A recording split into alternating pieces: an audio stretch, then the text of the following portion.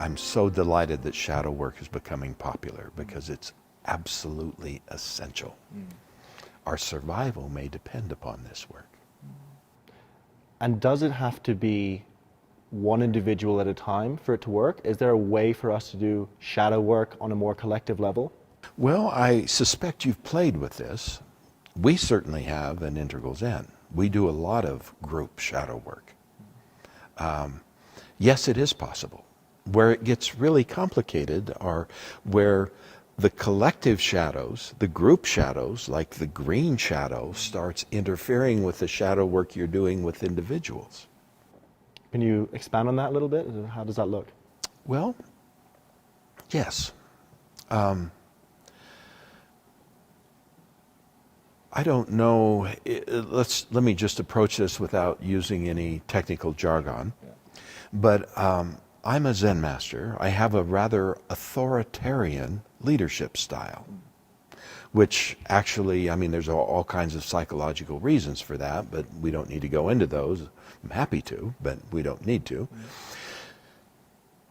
I'm a lightning rod for projections from this green collective shadow where authoritarian hierarchical leaders are taboo.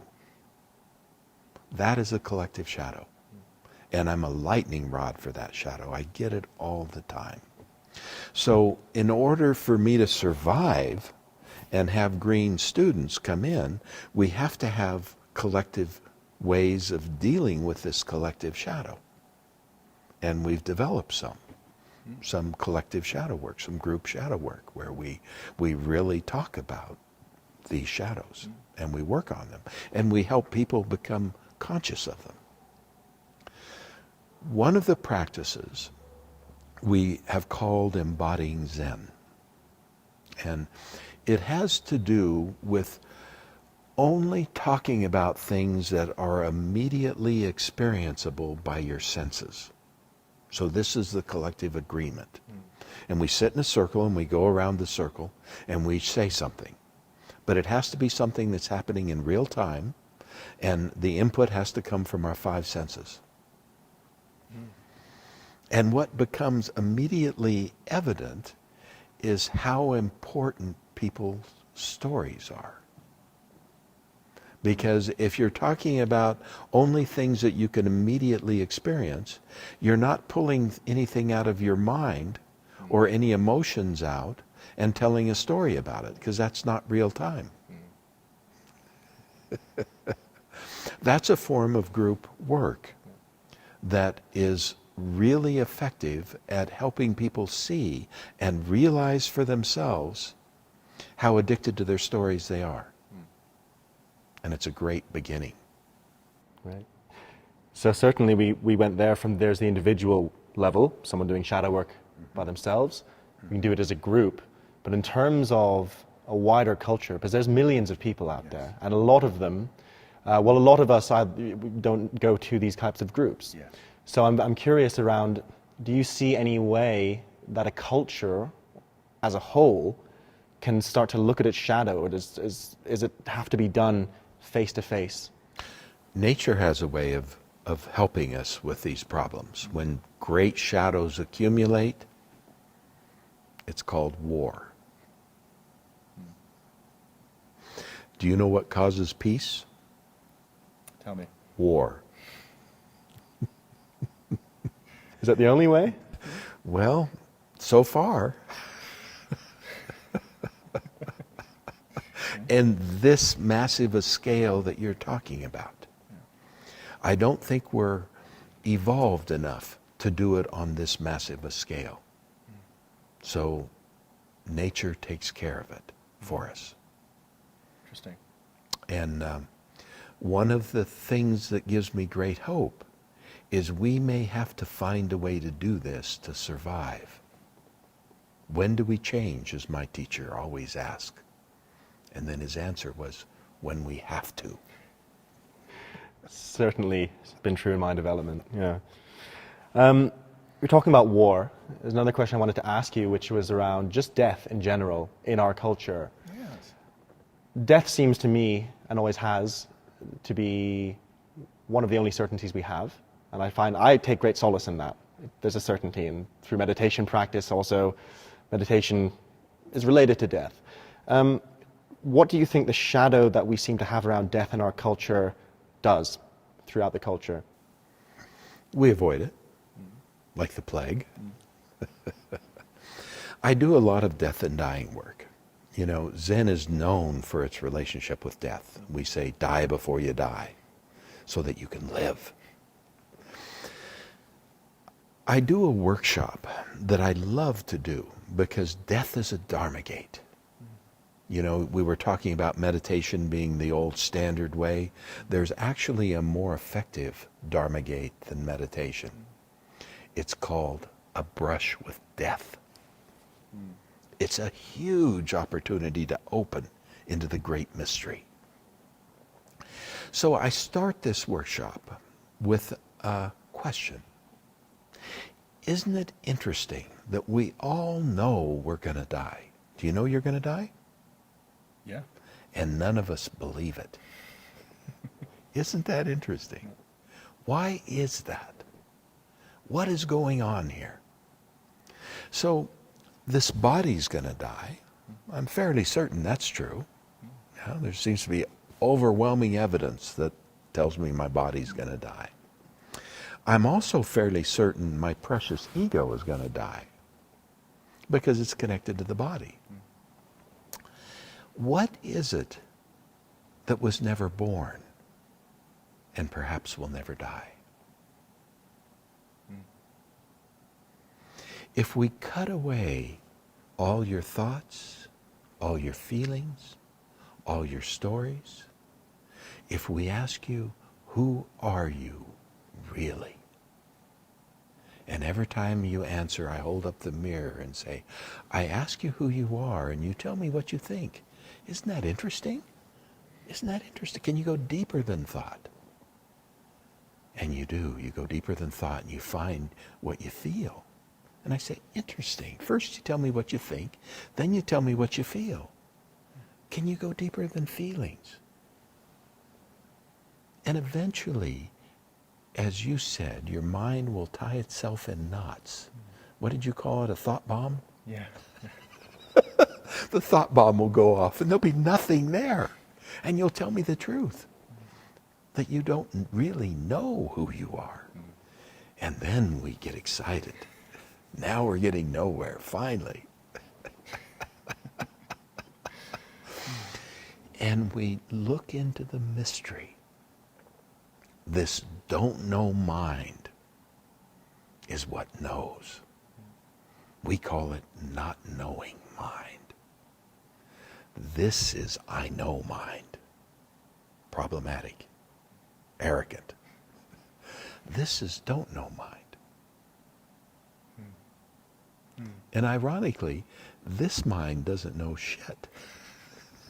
And this mind is open, honest, vulnerable, and knows a great deal. It knows that this awareness that's looking out through these eyes, into those eyes into these eyes, this awareness was never born and will never die. It changes bodies like you change clothes. How many times was this awareness abandoned in the forest and eaten by wolves? And how is that related to your fear of being abandoned?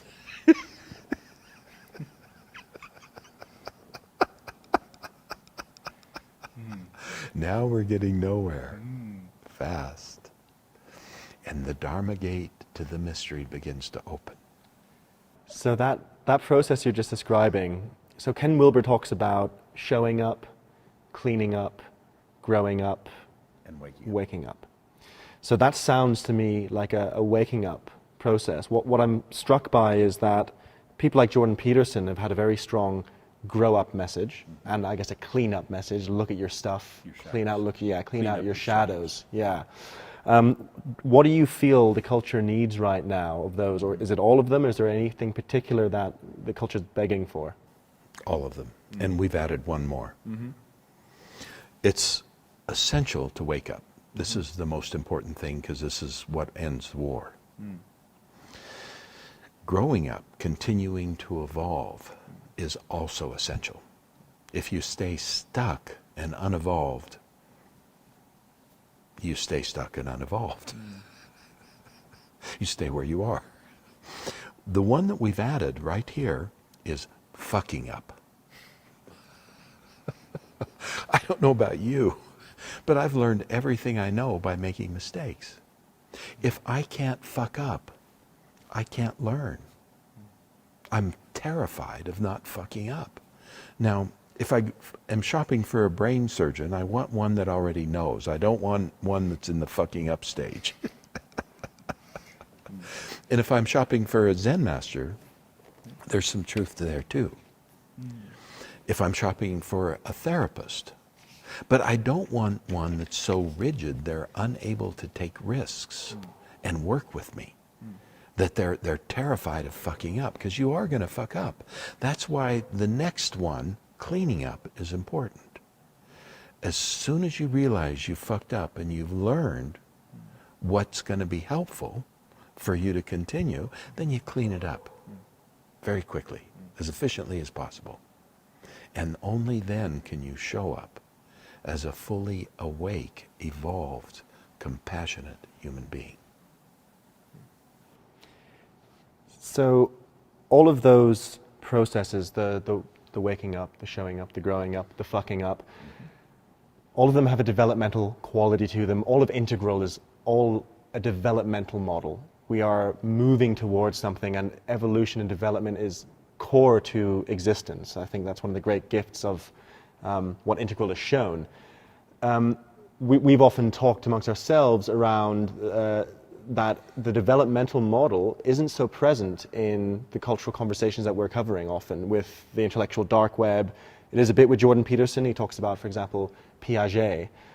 Why is something like Integral important? Why is it important to see the world developmentally, do you think?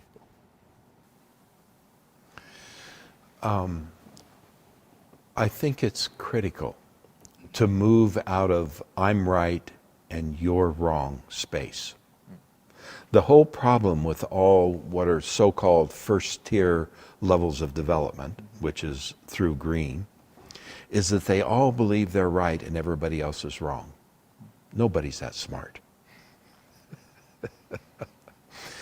What happens when you go beyond that is you can see that this is an evolutionary sequence, and that one stage is more right than the stage before it. And the stage after it is more right than the stage before it. And the stage after it is more right than the stage before it. What gets real tricky is, as Piaget was so good at displaying, the capacity to see and evolve has to happen. And the way to look at this is to look at it that when the ego first shows up, that's a first-person perspective. I'm not capable yet of taking a second-person perspective. If